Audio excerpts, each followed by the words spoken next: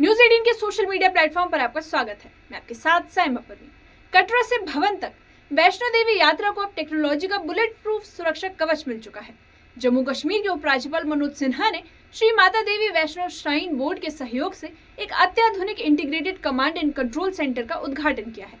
20 करोड़ की लागत, 700 high definition कैमरे और 24 घंटे निगरानी से लैस ये केंद्र अब श्रद्धालु की सुरक्षा और सुविधा का सबसे बड़ा गारंटर बन गया है। ये रिपोर्ट देखिए।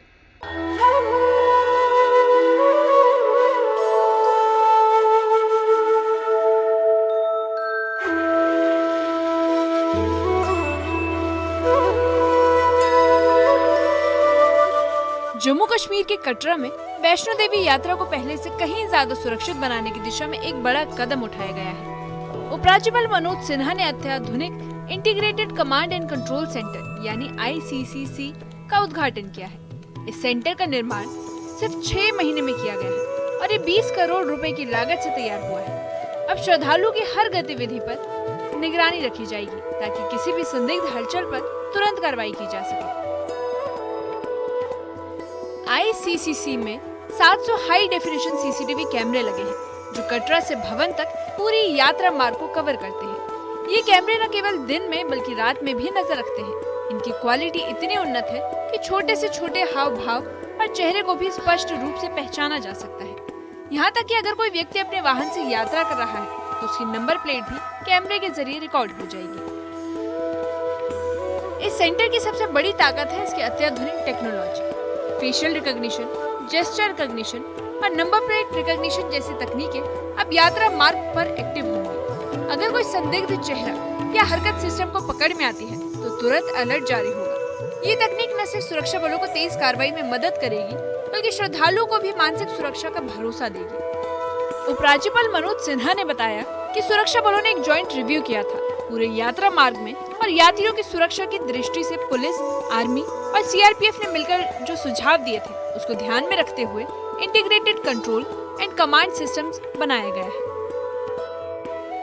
सुरक्षा बलों ने एक ज्वाइंट रिव्यू किया था पूरे यात्रा मार्ग और यात्रियों की सुरक्षा की दृष्टि से, और पुलिस, आर्मी और CRPF ने मिलकर के जो सुझाव दिए उसको दृष्टिगत रखते हुए integrated control and command system यहाँ बनाया गया है 20 करोड़ रुपए की लागत से। और उसमें ढेर सारे फीचर्स हैं जिससे यात्रियों की सुरक्षा और सुविधा सुगम होगी और मुझे लगता है कि अच्छा काम सुरक्षा बलों ने श्राइन बोर्ड से कराया है। ICCC सिर्फ एक कंट्रोल रूम नहीं बल्कि श्रद्धा और टेक्नोलॉजी का एक संगम है। ये दिखाता है कि धार्मिक यात्राओं में भी कैसे नवाचार और प्रशासनिक तत्परता मिलकर चमत्कारी परिणाम दे सकती है। यात्रियों की सुरक्षा किसी अनुमान पर नहीं बल्कि डेटा और तकनीक की ठोस नींव पर टिकी है। आने वाले समय में ये मॉडल अन्य तीर्थ स्थलों में भी एक प्रेरणा बन सकता है। वहीं जम्मू में समाज कल्याण विभाग ने दिव्यांग लोगों के लिए विशेष कार्यक्रम का आयोजन किया था। इस कार्यक्रम में उपराज्यपाल मनोज सिन्हा भी शामिल हुए। कार्यक्रम में करीब 6 करोड़ रुपए की सहायता राशि दिव्यांगों को बांटी गई। इस दौरान LG मनोज सिन्हा ने बताया कि 6 करोड़ रुपए से अधिक की राशि लाभार्थियों तक पहुंचाई गई है। ये सिर्फ एक आर्थिक मदद नहीं बल्कि आत्म सम्मान और आत्मनिर्भरता की ओर एक बड़ा कदम है। केंद्र सरकार द्वारा प्रायोजित योजनाओं के तहत, जैसा मेरे पूर्व निदेशक समाज कल्याण श्री रूपेश अग्रवाल ने बताया, सहायक उपकरणों के व्यापक वितरण का अभियान और इसके साथ साथ एकीकृत सामाजिक सुरक्षा योजना ISSS के तहत 12,660 लाभार्थियों को 6 करोड़ 14 लाख रुपए की बकाया पेंशन राशि आज अवमुक्त की गई है। आधार सीडिंग या पंजीकरण न होने के कारण ये बकाया राशि लंबे समय से लंबित थी और अब उनका रजिस्ट्रेशन, पंजीकरण, चाहे वो बुजुर्ग हों या विधवा माताएं बहनें हों या हमारे दिव्यांग भाई बहन हों, इन सबको वित्तीय समावेशन और उसके द्वारा मिलने वाली सहायता सुनिश्चित करने का एक ऐतिहासिक काम समाज कल्याण निदेशालय ने किया है। मैं समाज कल्याण विभाग के निदेशक महोदय, उनके सभी सहयोगियों का हृदय से अभिनंदन करता हूं और साधुवाद भी देता हूं। प्रशासन ने दिव्यांगजनों के लिए खास इंतजाम किए हैं। एलजी मनोज सिन्हा ने बताया कि दिव्यांगजनों को सरकारी नौकरियों में अब 4% आरक्षण मिलेगा और पिछले साल ही 550 दिव्यांगों को नियुक्ति पत्र बांटे गए थे।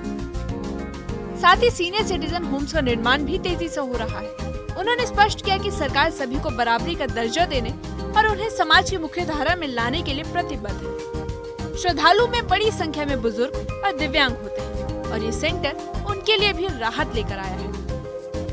दिव्यांगजनों के लिए विभिन्न बेंचमार्क तय किए गए हैं। मान्यता प्राप्त विकलांगताओं की संख्या अब जम्मू कश्मीर में 7 से बढ़ाकर 21 कर दी गई है। सरकारी नौकरियों में भी हमने दिव्यांगजनों के आरक्षण को 3% से बढ़ा करके 4% कर दिया था और शैक्षणिक संस्थानों में जो आरक्षण 3% हुआ करता था उसे बढ़ाकर 5% कर दिया गया है। 2023 और 24 की शुरुआत में जम्मू कश्मीर के लिए वो गौरव का क्षण था जब 551 से अधिक दिव्यांग भाइयों और बहनों को एक साथ सरकारी नौकरी का नियुक्ति पत्र प्रदान किया गया था।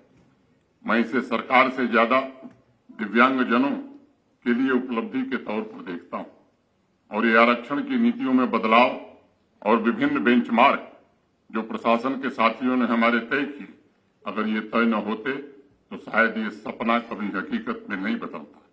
इन उपलब्धियों के पीछे समावेशिता और आर्थिक स्वतंत्रता का संकल्प था। मुझे इस बात का भी विशेष आनंद है कि अपने सीनियर सिटीजन्स के लिए भी हम जिस संकल्प को लेकर बढ़ना चाहते थे उसे साकार करने में प्रशासन के हमारे साथियों की मेहनत के कारण काफी हद तक सफलता मिली। 19 जिलों में रेजिडेंशियल ओल्ड एज होम स्थापित किए गए। जम्मू तथा श्रीनगर, इन 2 बड़े शहरों में 3 सीनियर सिटीजन होम तैयार किए गए हैं। मुझे प्रसन्नता है कि बहुत कम समय में अनंतनाग और गांदरबल में 2 ओल्ड एज होम तैयार हो गए।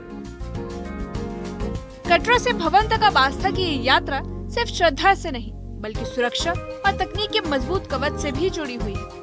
Integrated command and control centre न सिर्फ श्रद्धालुओं की निगरानी करेगा बल्कि हर खतरे का पहले से अनुमान लगाकर उस पर तुरंत कार्रवाई भी सुनिश्चित करेगा। एलजी मनोज सिन्हा के नेतृत्व में जम्मू कश्मीर प्रशासन ने साबित कर दिया है कि जब श्रद्धा और सुरक्षा एक साथ चलती है तो बदलाव दिखते हैं। चाहे दिव्यांगों के लिए 6 करोड़ की आर्थिक सहायता हो या यात्रा मार्ग पर लगे 700 हाईटेक कैमरे, ये सब सिर्फ विकास की योजनाएं नहीं बल्कि समाज के हर वर्ग तक सुरक्षा और सम्मान पहुंचाने की एक कोशिश है।